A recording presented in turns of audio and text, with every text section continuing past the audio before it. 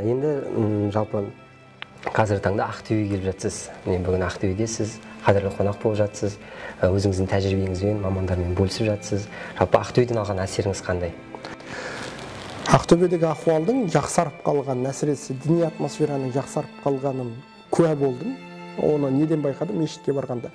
2016 жылы алғаш келген кезде бесін намазына үлгермей қалдық. Бір 3-4 жігітпіз, оны білмейміз. Содан жамағат болып оқып жатқан кезде жүгіріп кеп мешіттің қызметкері қолды тартады. Не болып қалды десем, бүйтіп бұрылып, болмайды, жамағат болып оқуға болмайды, жамағат болып оқуға болмайды. Тек қана мешіттің жамағаты болып оқу керек. Сол кезде кейін түсіндім, кейбір деструктивті ағымдар бесін, басқа намаздар былай тұрсын, парыз жұманың өзінде қатыспай, өздері бөлек жұма жасайтынын, деп жағдай ахуал өте ауыр екен, сол кезде түсіндім. Бұл жолы кәдімгідей еркіндік бар. Бұл ненің арқасы? Бұл осындай өздерің секілді қыз жігіттердің ерен еңбегі, пидагерлігінің арқасы деп ойлаймын.